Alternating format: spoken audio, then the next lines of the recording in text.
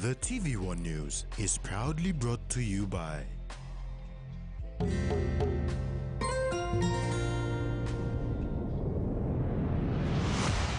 BSP, our bank, our people.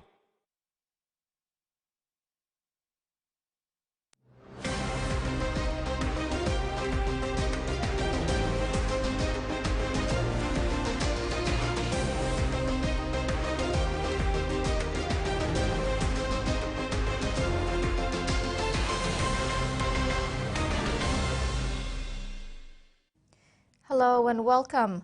This is TV1 News. I'm Maricela Kelaton.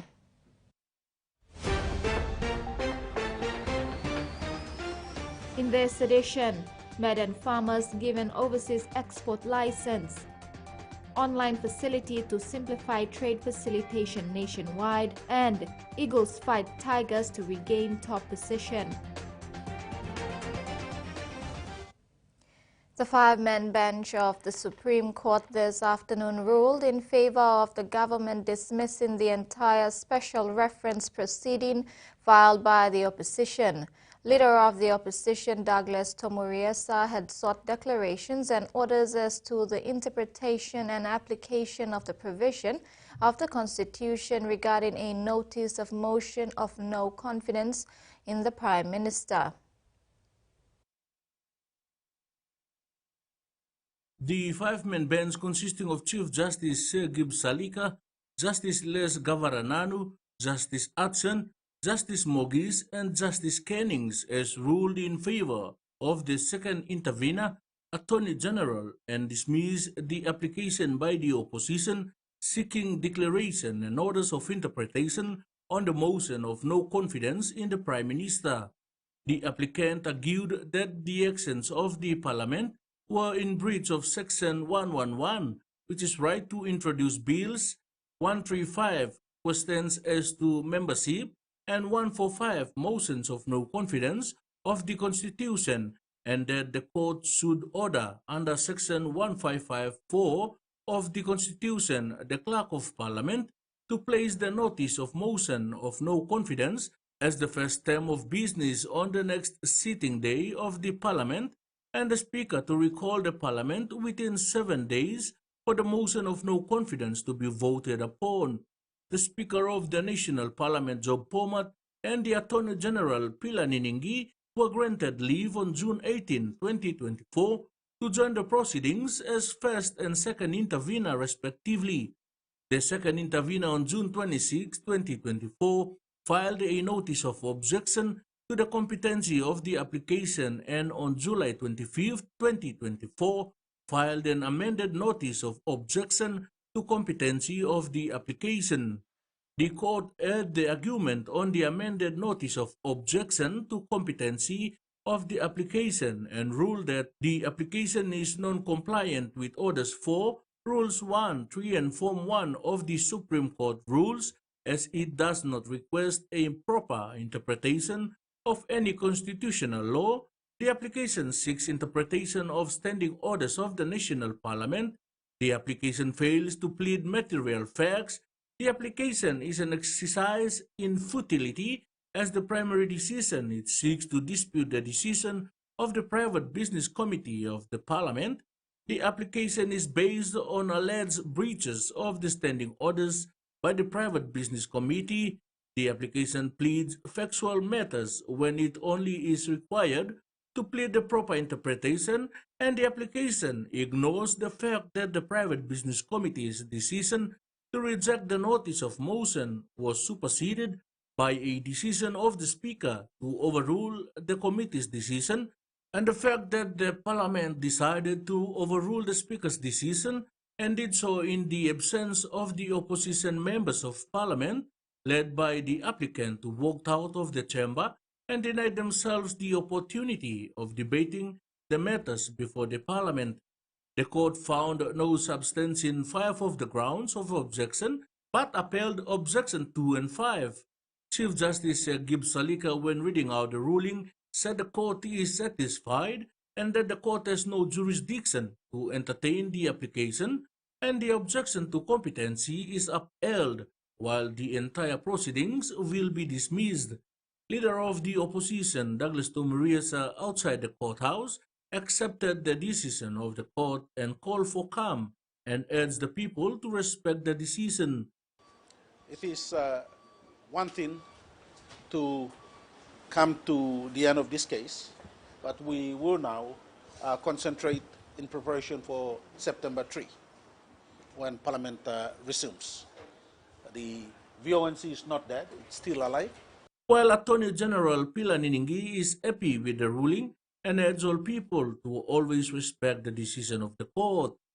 I want to tell members of Parliament that we decided to go, we could have resolved ourselves, but we decided to go to court, let court finish all the matters, and then Parliament will take on. Freddie Mo, TVWAN News. The 4 local level governments of Kokopo District underwent a training on the drafting of local level government laws on Friday, August 2nd. The one-day training was facilitated by the East New Britain Provincial Autonomy Committee and the Provincial Parliamentary Services. Training began in July with Rabaul District, followed by Gazelle and Pomio. Kokopo was the last district to undergo this training. Since the initial awareness and workshop in 2023, all 23 LLGs in the province drafted 37 laws together. 14 of these laws are only applicable to urban LLGs, 5 for rural LLGs, and 9 are applicable to both rural and urban areas. They are known as general laws. Patrick Varagat from the Autonomy Committee said additional laws can be formulated in future. The national trade window, once developed, will change the way trade facilitation is carried out nationwide. Chief Customs Commissioner David Towe recently highlighted how the online platform would ease the cumbersome trade process that spreads across 26 different state entities. The Papua New Guinea Customs Services will contribute towards national efforts to establish the National Trade Single Window. This intervention is set to further simplify and streamline trade processes in Papua New Guinea and will contribute towards improving PNG's World Bank assessment of the Ease of Doing Business Index. PNG Customs Services AW platform, including the ICT infrastructure, will be upgraded to cater to the implementation of a single window. We've been able to develop the blueprint, which we delivered to Minister Maru earlier in the year, and Minister Maru had taken that that blueprint to the NEC, and NEC had given its endorsement. Towe updated that on 30th July, in a meeting with the National Trade Facilitation Committee, they deliberated on the recommendations made by the National Executive Council on the blueprint of the National Trade Single Window platform. Get behind this work. If you ever wanted to be part of a transformative work that's going to impact this country, this is it. So it's going to really transform the way we do business. It's going to make trade easier and flow of goods across the border much seamless and easier. So I want to encourage all the different partners to work on this project. Once developed and fully operational, the online platform will streamline over 50 different trade-related processes across 26 different state agencies. According to the study and according to the blueprint, we have identified that there are close to about 56 trade-related processes spread across 26 different entities. So you can imagine if there is a trader for a particular commodity, he has to go to different offices to either get a permit or get a license or get an approval, and all the cumbersome process that you can imagine. So what we have done is that under the blueprint, we have devised a way that we can look at streamlining those 56 different trade trade-related processes to make it into a seamless online platform so that when a trader wants to get a permit or get a license or get an approval, he doesn't have to go through different offices.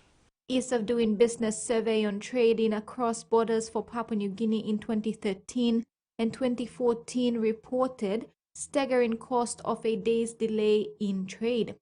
Traders lose over 142 million kina annually on import-export delays. Total trade volumes lost by delays is more than 5 billion kina annually, and reduced GDP caused by delay is also 5 billion kina annually. The findings were based on the number of documents and processes done manually, the number of days taken to facilitate imports, exports, and port and transport handling.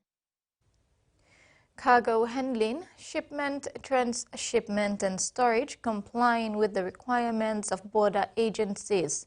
Steamships Trading Company General Manager Vele Rupa highlighted this at the recent Regulator Summit.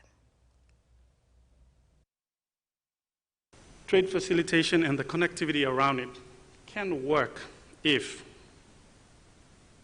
there's trade compliance, intelligent supply chain, real-time tracking, identity management, going paperless, and lastly, integrated secure payment technology.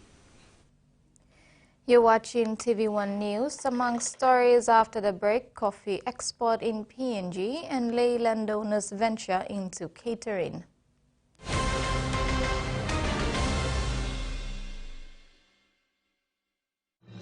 Experience a convenient and smarter way to do your banking with BSP Mobile Banking. You don't have to leave the office or your home to pay for bills. You can view your account balance, transfer funds, top up phone credits, or purchase Easy Paid units wherever you are. Visit your BSP branch today to register now for BSP Mobile Banking. BSP Mobile Banking, the smarter way to bank.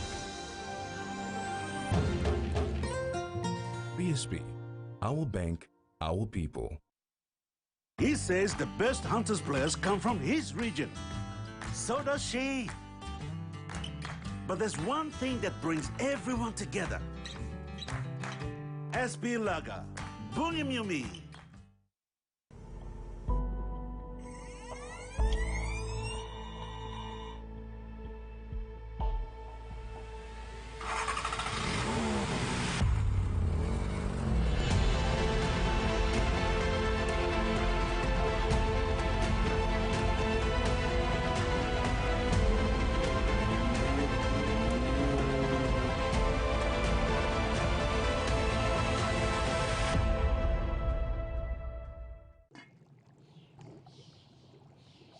Hiya, Mama.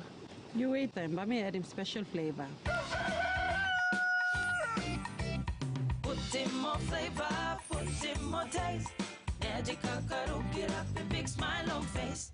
Time for kim chicken, a great kumutu. Sip, sip, the moo, yes, magic on you. Maggi, the taste PNG loves.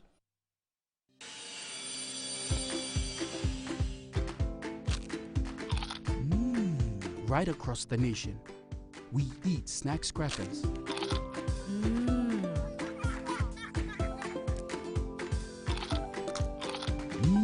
Emi trubla.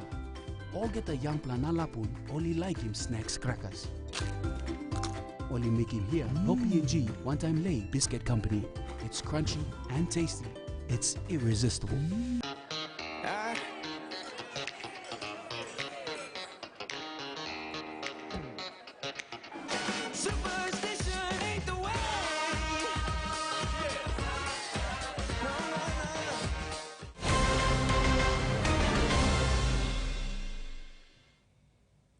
Welcome back. One of the most out-of-reach areas in Enga province is preparing to host its second edition of the Malamata Yapa Cultural Festival.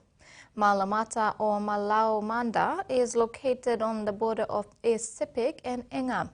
This remote area will host a cultural festival from this week starting August 6 to 8, While the festival is still in its infancy, the recognition by the National Cultural Commission and the Enga provincial government has brought hope to the people. Coordinator of the festival on the Enga side, Newman Kana, said last year, NCC CEO Stephen Kilanda, a representative from the ASCP government, and Sir Peter Ipatas launched the show for the first time, and it was also the first time the outside world had a glimpse of their vibrant and unique culture. The festival venue can only be accessed by a light aircraft or a helicopter from Mount Hagen, or by walking for 5 days from Mulitaka Station. The coffee export landscape in Papua New Guinea is marked by a diverse array of exporters. Currently, there are 32 registered coffee exporters, with 18 of them actively exporting to the Chinese market. These exporters represent the rich diversity of PNG's coffee-growing regions and contribute significantly to our overall export volume and value. The PNG coffee industry has experienced significant fluctuations over the past 5 years. From 2018 to 2020, coffee industry faced a cumulative increase in coffee exports by approximately 22.79% due to the global impacts of the COVID-19 pandemic. However, from 2021 to 2023, the industry demonstrated a strong recovery, with exports increasing by 10.48%, 13.29%, and 13.51% respectively. This recovery phase was driven by the easing of pandemic restrictions, government support, price and freight subsidies, and an increase in world market prices. In terms of export value, there was a notable recovery from the pandemic-induced decline. Export earnings surged by 42.95% in 2021 and 43.55% in 2022, even surpassing pre-pandemic figures. Despite a slight drop in 2023 by 6.02%, the overall export earnings for the past 5 years reached 3.085 billion kina, a 27.12% increase compared to the previous 5-year period. Minister for Coffee, William Bando, when speaking at the official opening of the new coffee export complex in Lae recently, said PNG can do more and increase the number of exports. However, he said commitment and perseverance is needed in order to achieve their demand on the global market. Today is the day that we in the agriculture sector can make a mark, that this country and the citizens of this country will be no longer the same because of agriculture, because of coffee. PNG coffee reaches over 34 countries worldwide, reflecting their global recognition and demand for PNG coffee. Notable destinations include China, United States, Germany, Japan, and Australia. Each market presents unique opportunities and challenges, but our commitment to quality ensures that PNG coffee remains a preferred choice among discerning consumers. Kladi lain tinggal sem marapena rosso to bla long means. Mita no long man running the country. Degree altogether degree mi blagat. Experience altogether experience mi blagat. More importantly, we grew up from the streets of this country and rural areas of this country with cousins, with tribesmen and women who are still unemployed, unengaged. And what is the easiest, quickest way for us to migrate the mess into economic activities? And agriculture offered to us the realistic place of migrating the super mess who've left grade 8, left grade 10, left grade 12, living universities and colleges with no job. You know how much job Pogara gold mine, we will reopen him again. You will complain of gold pass. Now me reopen him under 51% of me 49% of investor. Before him only 5% or so. Freddie Mo, TVWAN News. On 31st July, the Medan provincial government signed a memorandum of agreement with the PNG Cocoa Board to commence the cocoa development program. The PNG Cocoa Board also presented 2 micro-lot licenses to Medan Cocoa Solar Farm and Club 3000 Cocoa Cooperative Societies to enable them to export their cocoa to overseas markets. The Medan provincial government also allocated 1.1 million kina from the provincial services improvement programs under the economic sector for a massive cocoa development program in the province to ensure the continuous rollout of cocoa budwood garden seedlings to Medan's 6 districts, 19 LLGs and all wards for the next 5 years. The signing also gives effect to the Medan Provincial Integrated Development Plan on cocoa development and projections. This include better yielded crops, advanced drying methods, and downstream processing of dried cocoa beans. The agriculture sector can make a real impact in community transformation if district and provincial authorities align their development priorities with state agencies. Chief Executive Officer for Fresh Produce Development Agency Mark Warinu made these remarks recently in Kainantu, Eastern Highlands Province. Forging partnerships is the only possibility to achieve key development agendas in the agriculture sector. Chief Executive Officer for Fresh Produce Development Agency, Mark Warinu, pointed out the lack of collaboration between government authorities and agriculture agencies is one main setback in advancing government agenda in getting people to meaningfully participate in national development through agriculture. Warinu emphasized that FPDA's mandate is to facilitate the development of the country's horticulture industry from production to marketing through its primary function as an information source relating to horticultural activities throughout the country. Therefore, working in partnership with districts and provinces will bring tangible services to the people. Mr. Warinu highlighted that FPDA work with farmers on a daily basis with the aim to build their capacity to shift from subsistence farming into commercial fruits and vegetables cultivation that is consistent with modern market demands. He said PNG is a growing economy where the demand for high quality and nutritious food is increasing due to an increase in food security and nutrition awareness proportionately with an increase in population. He explained that farmers need to understand the market requirements and the supply chain, hence FPDA need partnerships to help our people. Mr. Warinu reiterated that FPDA wants to partner districts and provinces by combining resources and sharing responsibilities to help farmers be competitive and achieve self-sufficiency and efficiency in production. Freddie Mo, TV1 News. A landowner company from Kainantu district in Eastern Highlands Province has acquired assets worth 1.8 million kina. The Bilimoa Development Corporation that represents the Bilimoa people have got 2 new Hino 700 series prime movers and 3 trailers. This enhances its partnership with Pacific Cargo Services, a division of the NKW Group. These acquisitions expand the LO firm's transportation capabilities, allowing it to play a more prominent logistics role by addressing some of Kainantu Mining's current needs. An official ceremony was hosted at the NKW headquarters in Leh on Wednesday, July 17. BDC Chairman Bantia Timpoke and Managing Director Gonki Beauty, on behalf of the Bilimoya landowners, thanked K92 Mining and NKW for their continued support and guidance in BDC's business development journey.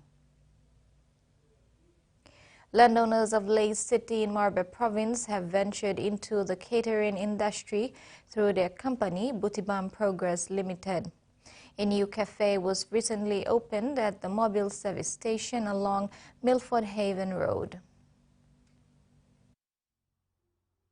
In spite of the usual heavy downpour in Ley Morobe province, residents of Butibam village, including the chiefs of their 6 clans, gathered at the mobile service station along Milford Road to celebrate the opening of their new cafe. Under the leadership of Chairman Paul Guare, the landowner company called Butibam Progress Limited is trying out a new business venture with the opening of the Aklim Loom Cafe. In the local dialect, Aklim is the tree called Erima with the scientific name Octomylus sumatrana. Before development took place, that particular area had a graph of Erima, or Aklim Loom means place. Guares said the cafe is located in an ideal location as it is right along the Highlands Highway and near the service station, where vehicles stop to refuel before heading out of the city. The elders have recognized that this is the area that it grows in, so that's why we've decided to get a username Aklim Loom, and that's reflective of our traditional names, and we'd like to see a few more of those being used around Ley, rather than using other foreign names. Okay, with the cafe itself, initially it was when the service station was open, RH Trading was operating the cafe. However, they decided to get out of the cafe business, and we've come on board and taken it as a subsidiary of Butibam Progress Limited. Butibam Progress has its own building at Top Town between Papindo and Big V, a property at 5th Street, and a number of rental units opposite the National Polytechnic Institute of Papua New Guinea and along Buimo Road. Butibam Progress was one of the first associations registered in the country in 1974. A group of like-minded individuals within Butibam formed the association with a common interest in sports. From there, it expanded through a business venture where gravel along the Bumbu Road was sold. The gravel quarry operation boosted the company, where it was able to acquire properties. Susan Oreape, TVWAN News. And now a look at the finance news. The kina closed lower at $0.2582 in the interbank market. At Bank South Pacific, our kina was buying $0.2507, $0.3826 Australian dollars, $0.2223 euro, and 36.35 Japanese yen. Looking at commodity prices at New York close, all closed higher, except crude oil closed lower and cocoa closed the day unchanged. And on the stock market, the Dow Jones closed lower, ASX closed lower, and all ordinaries closed lower as well. TV1 News continues when we return. Stay with us.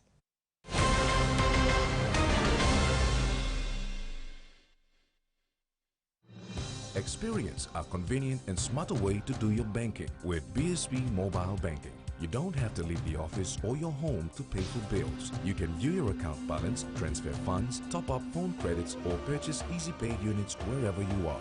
Visit your BSB branch today to register now for BSB Mobile Banking. BSB Mobile Banking, the smarter way to bank. BSB, our bank, our people. A true champion is measured by their courage, their determination, and their passion to never give up and to always keep trying. With a delicious Milo and milk taste and added nutrients, Milo and milk is a great way to fuel our little champions with nourishing energy every day. Because true champions give it their all. Milo, PNG and Mia. Find PNG made. The Toyota JD Hi-Ace bus comes in 14 and 15-seater high-roof luxury model powered by 2.8 liters JD engine for optimal performance output, fuel efficiency, and quietness. Designed with improved safety features and easy maneuverability for tire steering angle. The Hi-Ace lift suspension and annular frame structure is opted for smooth ride, comfort, and safety. Experience the ride on the Hi-Ace bus and experience the Hi-Ace pride. The bus that exceeds all expectation. Papua New Guinea. We love a reason for a family gathering. A reason to play. A reason to ignite the flame. A reason to cook the best with the best. Flame Oil, now P&G made for P&G cooking. Flame Oil, winning taste. Enjoy life when we work together, making happy memories that last forever. Hot in Tokyo, we're old as calories, family meal we're told. We'll bring out the smiles cause it's our favorite of mine. Tennessee cola, scale rice, don't scale price. Tennessee cola, scale rice, don't scale price. Amber, you like it?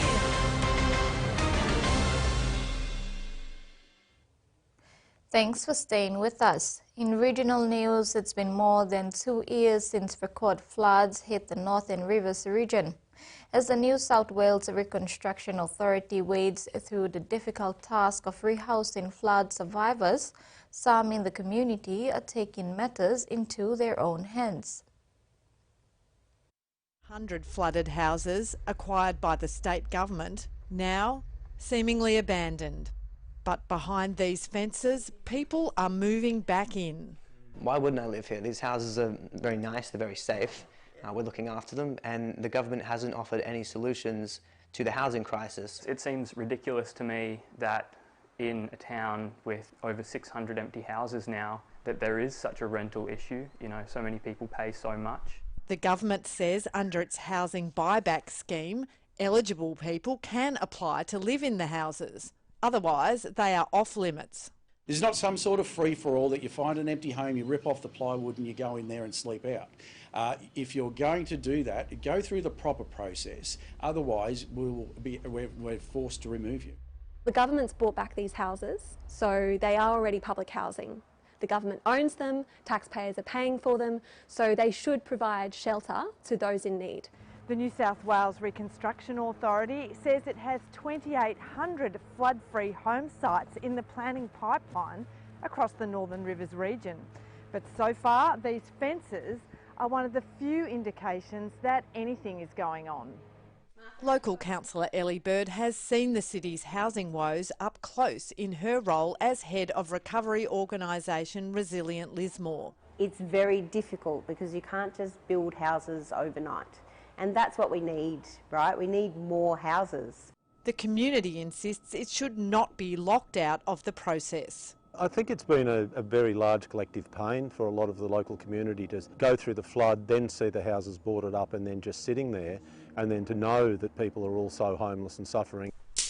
A community fighting for a place to call home. Queensland authorities are expecting a surge in public transport use as the state government's landmark 50% fare trial begins today.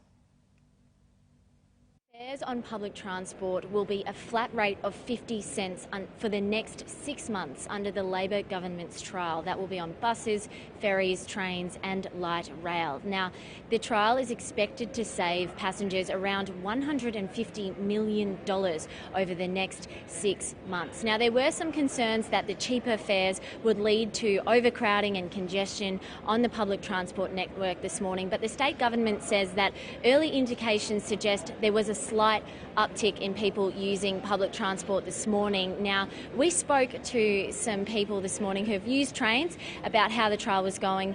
Here's what they had to say.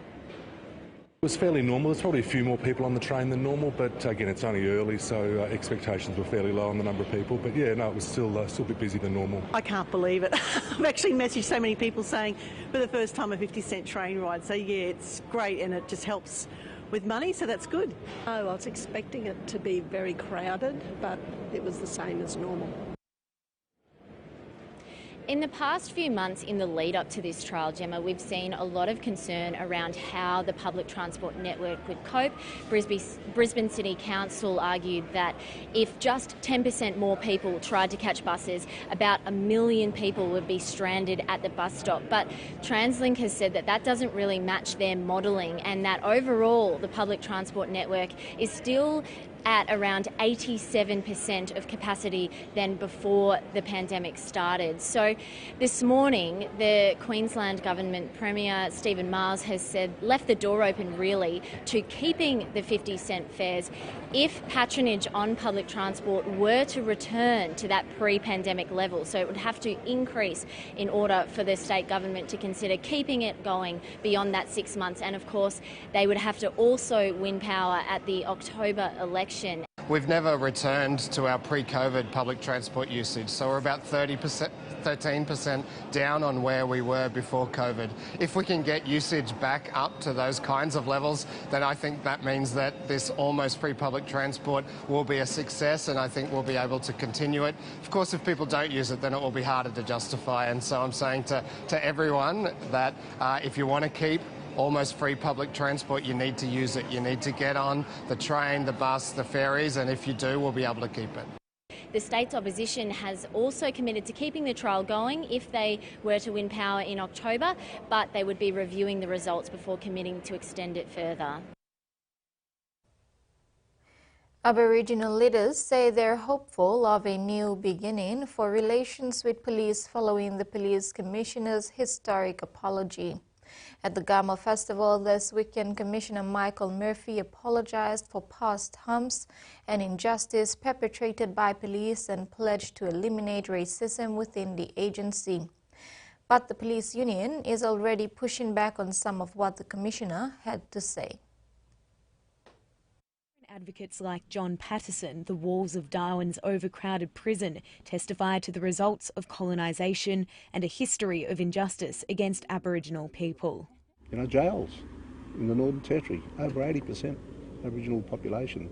Yesterday, in a historic public address, the Police Commissioner issued an apology for the role of police in those injustices, from frontier massacres to more recent events, including the stolen generations and the anti-intervention. He set an Indigenous employment target of 30% across all ranks and promised an anti-racism strategy. It's been welcomed today by those who called for an apology months ago, as the inquest into the fatal police shooting of Kumanjai Walker unearthed more and more evidence of racist conduct within the ranks. You know, I see it as a new dawning, new dawning in the way police and Aboriginal communities and people will treat each other into the future, hopefully. I'm hoping now that this apology means that he is learning and growing and changing, and I hope that means that other members of the force will do that too. The Commissioner has promised a separate apology to Yundamu and the Warlpiri Nation after the inquest ends into Kumanjai Walker's death. In his speech, the Commissioner said he'd need to bring everyone along for the journey, but there's already been pushback. Today, the police union responded with a statement saying members weren't told well in advance that the apology was coming, and it's not the role of the Police Commissioner to comment on government policies, including the stolen generations and the intervention. They haven't outright rejected the Commissioner's calls for change, but say officers shouldn't unfairly be overburdened with blame. The Territory's Indigenous leaders urging the force to have courage. Be bold, brave and game and do things differently. And I think that's what this opportunity provides. China and other countries, including Australia and Japan, have increased their efforts to deepen engagement with Pacific Island countries in recent weeks, what regional politicians and analysts describe as great power competition. Geopolitical competition countries to intensify in the Pacific as traditional partners roll out new activities, while new partners continue to show new interest. China reaffirmed its commitment to support and train the Solomon Islands police force after two nations signed security deals. Meanwhile, leaders from 18 Pacific Island countries agreed to enhance Japan's role in the region's development following a 3-day summit in Tokyo in July. Tasmania's largest hydroelectric power station generates 13% of the state's energy demands. Now, the Gordon Power Station is having its turbines refurbished after almost half a century of operation. Hey, over here! This is Gordon Dam, part of Tasmania's biggest and Australia's 5th largest hydroelectrical power station.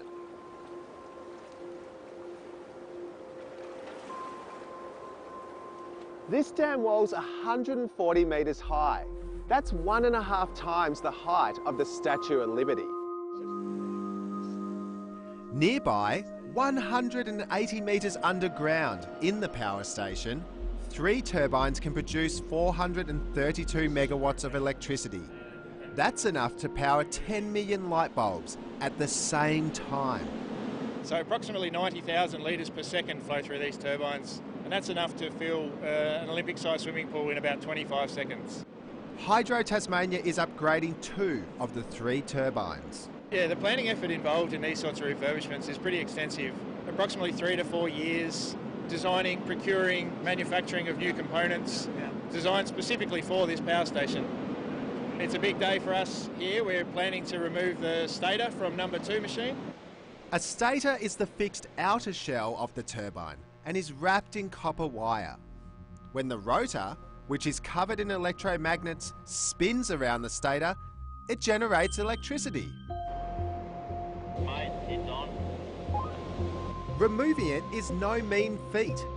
Weighing almost 180 tonnes, it requires 2 cranes to delicately lift it out. Top. Yep. Balancing the load between both cranes took a whole day of fine-tuning, but in just over an hour, the stator is removed.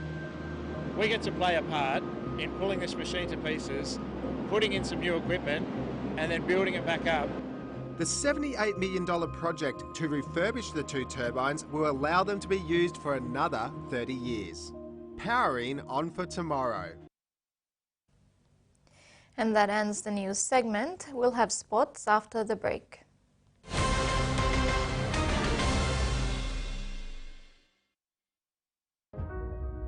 Hardware House is more than just a store. It is where quality meets affordability, where culture is proudly celebrated. Spanning 9 provinces, we pride ourselves in offering top-notch customer support and services. We're more than just a store. We're more than a brand. We are Hardware House.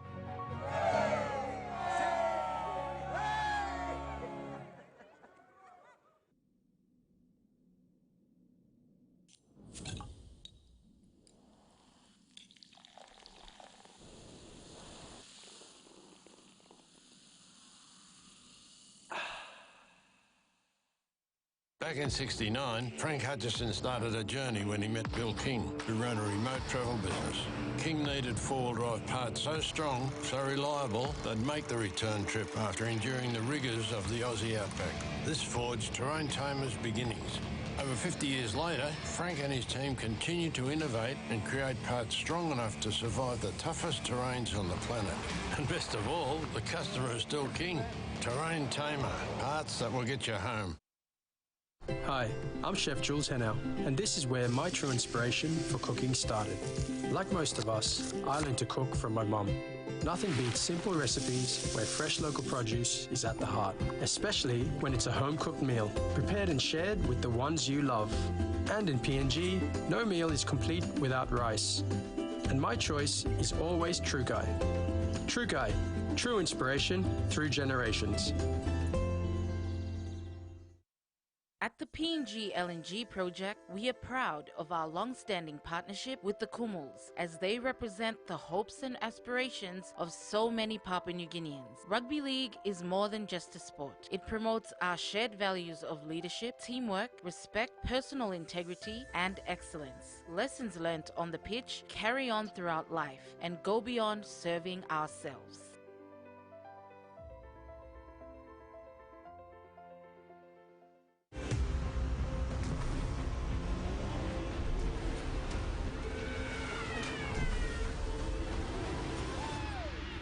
Series Mud Madness starts Monday, August 12 on Discovery.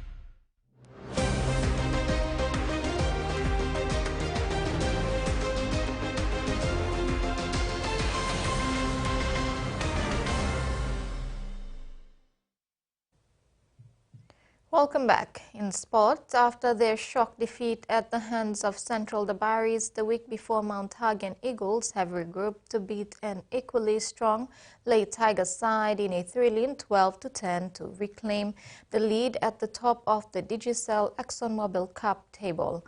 Meanwhile, in the 2023 Grand Final rematch, Engamiok succumbed to an ambush from the Gurkha Lahanis at the National Sports Institute on Sunday, going down 16-10, dropping back down to second place.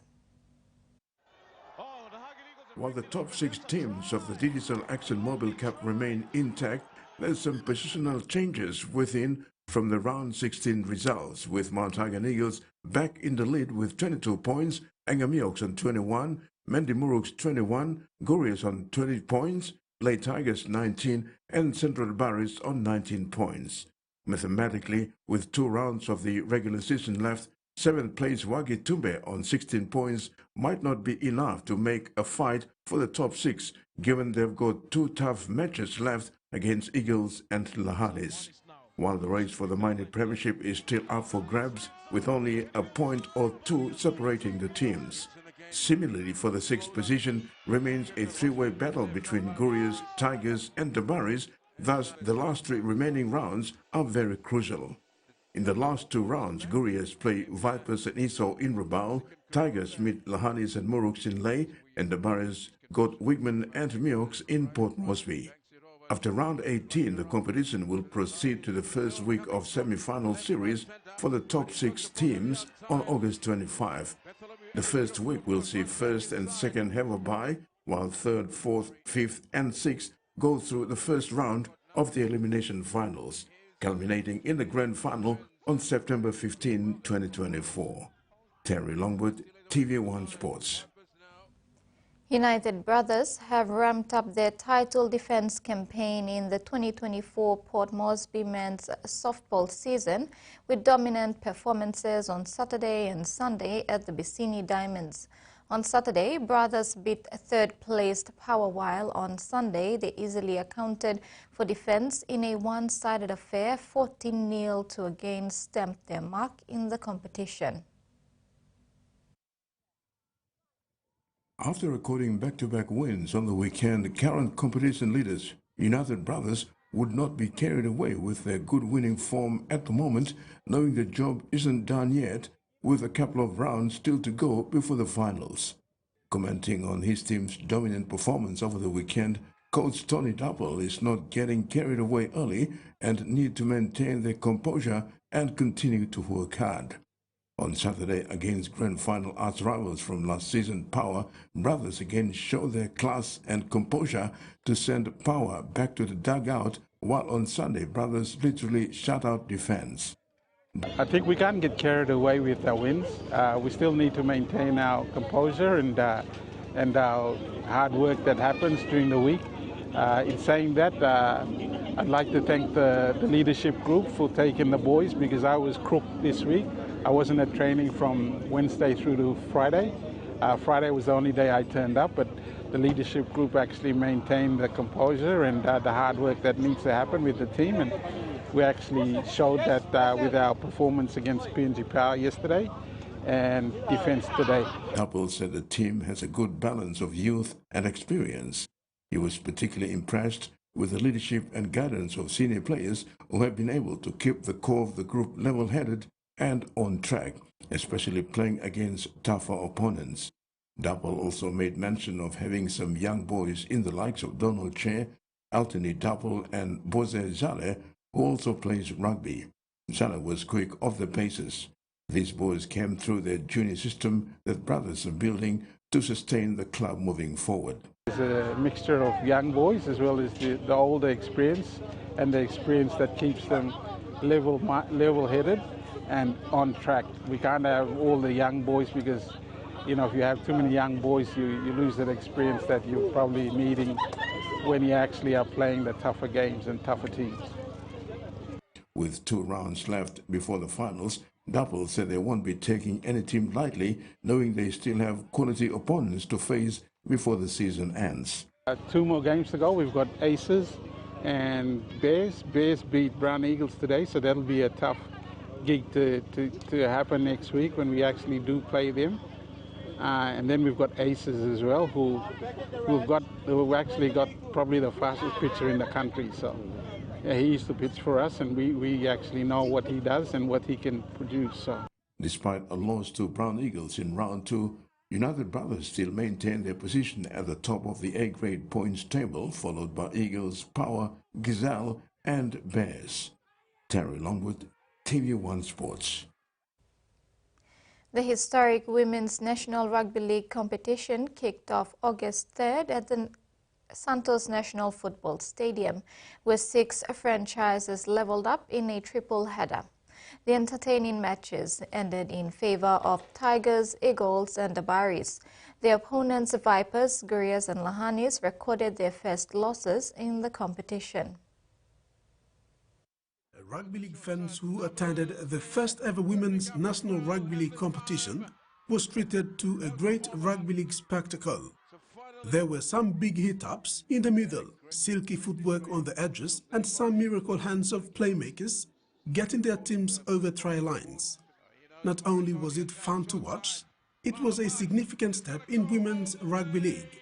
Named the Santos Cup, it will expand into a 12-team competition, just like the men's Digicel ExxonMobil Cup. Santos Country Chair PNG, Leon Baskins, attended the first competition and was happy with the performance of the women. Coaches are also buying into this initiative. A couple of them said the competition will get better from here on. The Women's Rugby League competition continues this week. Much like men's competition, they will have home and away matches leading up to finals in September. The grand final will run parallel to the men's competition on September 15th. When it comes to track and field events, whether it be on World Championship, Commonwealth Games or Summer Olympics, all eyes turn to the Caribbean and the American athletes because they put excitement into every race. The Paris Summer Olympics is no different, especially in the 100-meter sprints. In the women's 100-meter race final, all eyes were on the world champion, Sakari Richardson, to win it for the United States of America. One double Olympic champion, Shelley-Ann Fraser-Price, was stretched from the race due to injury. Richardson was the front-runner for the gold medal. Showing up for St. Lucia was Julian Alfred, who put in a superb race and crossed the line first with 10.72 seconds. She won the tiny island country's first gold medal in the Olympics. Richardson finished second and walked away with silver medal at 10.87 seconds. She held the weight of her country on her shoulder. Listen to that! Yes! The entertaining show on the track didn't stop there. The pulsating men's 100-meter sprint final concluded with a photo finish. It was a second each, separating the gold, silver and bronze medalists. American sprinter Noah Lyles and Fred Kerley went toe-to-toe with Jamaican 100-meter specialists Keishan Thompson and Oblique Seville in an 8-man 100-meter final. Despite starting slow, Lyles accelerated past Thompson, who was certain for the gold medal. It was hard to tell who actually crossed the line first, but a winner was picked and Lyles got his first Olympic gold medal. Lyles finished at 9.784 seconds, Thompson won silver at 9.789 seconds, and Kelly took bronze for USA on 9.81 seconds. The 2020 Tokyo Olympics gold medalist, Marcel Jacobs, could not hold on to top spot, finishing 5th. That ends the news sports segment. We'll now have the weather forecast.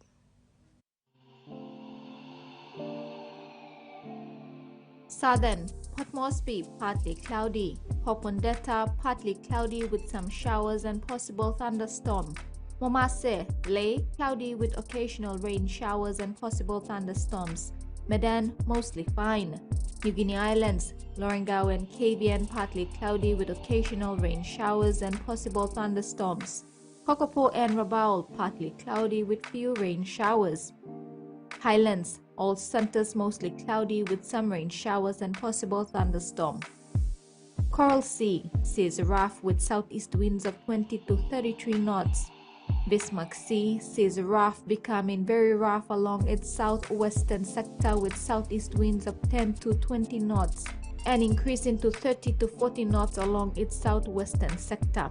Waters of Fincher Fen through Vitier Strait to CSA Long Islands seas 1.5 to 2 meters rising to 3 to 4 meters at times along gale warning areas. And waters of West New Britain seas 1.5 to 2.5 meters rising to 3 to 4 meters at times along gale warning areas. And that wraps up the news tonight. Thanks for watching. Bye for now.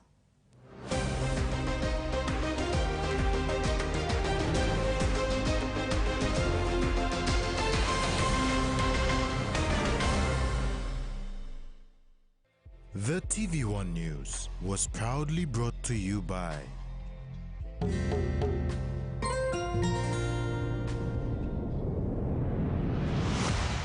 BSP, our bank,